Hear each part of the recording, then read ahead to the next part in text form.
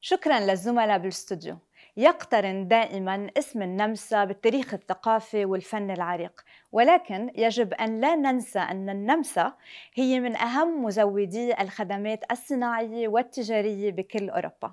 للتحدث أكثر حول تعزيز العلاقات بين دولة الإمارات والنمسا، بيسعدنا أن يكون معنا اليوم المفوض التجاري النمساوي لدى دولة الإمارات السيد يوهانس برونر. Good morning, Johannes, and welcome. Good morning, Halla, and thank you for having me. Johannes, you worked everywhere, literally, before you came to the region. You were in Toronto, you were in Barcelona, you were in Joburg, and many other regions. Tell us about this journey which led you to become the Trade Commissioner here in the UAE and other regions as well. Well, what can I tell you? When I grew up in a little village in the countryside of Austria, I didn't picture myself being the Austrian Trade Commissioner in a cosmopolitan city like Dubai. Yeah. I think I have to be grateful to my parents because they instilled in me some kind of curiosity from very young on. Yeah. Curiosity to learn more about different cultures, countries, even languages. Yeah. And well, that's what I've done ever since, I guess. More than 3 decades of a career in economic diplomacy allowed me to live and work on 4 different continents in cities as diverse as you have just mentioned. And when in August 2022 there was an opportunity to come to the UAE, we didn't have to think twice. Yes. Yeah? So, and you came August 2022, like recently. That's correct, yeah. And it's been a busy year so far, but we really enjoy our stay in the UAE. For various reasons. It's the vibrant business environment, yeah. The multicultural societies in cities like Dubai and Abu Dhabi, and certainly, of course, the good weather, at least yeah. during some part of the year. Exactly. Johannes, Advantage Austria. I want the audience to know more about Advantage Austria. What's the purpose of having Advantage Austria? What's the principles? What's the objectives? If you can tell us more to make it like closer to the audience. Certainly. Advantage Austria is the international arm of the Austrian Economic Chambers. Yeah. Our prime goal and objective is to help Austrian companies to succeed globally and to enter international markets. We do that by running a network of almost 100 offices all around the globe. Our office here in the UAE was actually established almost 50 years ago. Oh, wow. And so there is a certain track record in the country that allows us to give guidance, to navigate the local business environment, to see the cultural differences, but also to get to know the key stakeholders. And do you do network events as well to get the people to know more about that? Absolutely. Networking events as well as participations in trade shows, exhibitions, or bringing business delegations from Austria to the UAE. Those are kind of the key elements of our work. In other words, you can say we are building bridges yes. between Austria and the UAE, assisting Austrian companies in being successful in foreign markets and at the same time benefiting the mutual business environment and growth of the 2 economies. Impressive. Johannes, so you are the Trade Commissioner of UAE, Bahrain, and Pakistan, and any other country as well? Oman. Oman as well. If we want to zoom in more into the UAE, your role here in the UAE, if you can describe to us your day-to-day activity, what's your principles, what's your activities, what do you want to achieve out of this role? Certainly. As Trade Commissioner, my primary responsibility is to promote bilateral trade and investment between the UAE and Austria. If we look at our trade volume, trading goods and services, then on an annual basis, this already amounts to close to 6 billion dirham. It's an impressive number, but I still think there's room to grow. In particular, if I look at the dynamic development of the non-oil sector in this country, and at the same time at the strengths of the Austrian industry when it comes to machinery and equipment for industrial purposes, including automation and robotics, for example. And the same is true for our investment figures. Yes. The UAE have for long been one of the prime investment destinations for the Austrian industry. The big story here is, of course, the link between our 2 oil giants, ADNOC and the Austrian OMV group.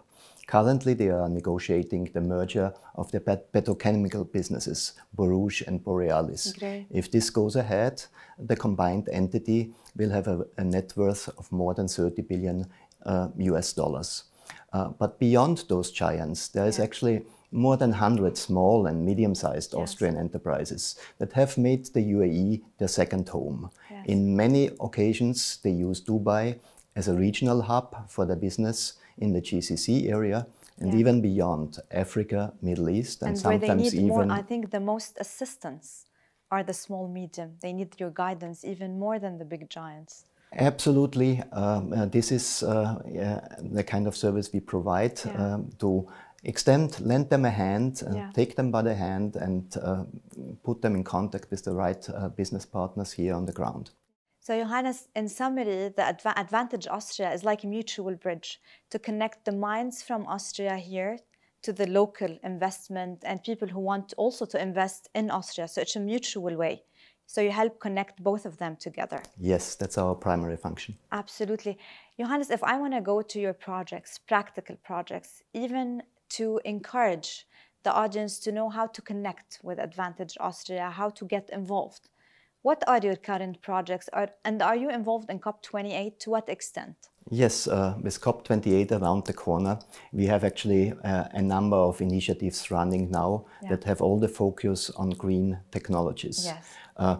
You know, Halla, Austria, we are very proud of our pristine landscape, the cleanliness of the water in our lakes. Yes. So already a long time ago, technologies have been developed that help us keep our environment as pristine as it is.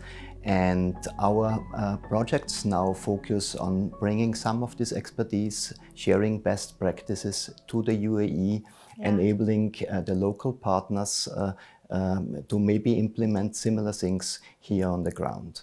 Impressive. For COP28, of course, there will be our official participation led by our head of state. Then there will be our Minister of Finance coming, as well as the Minister for Climate Change and Environment. Yes. As at Advantage Austria, we will bring a business delegation of approximately 15 Austrian companies, ranging from startups that have developed solutions for energy-efficient mobility solutions, to our largest utility company, which is in conversations with Mazda to develop a cooperation in the field of green hydrogen. Johannes, if I want to move to other industries, like other than climate change or environmental related industries, are you involved in that? Is there any upcoming projects which is related to other fields?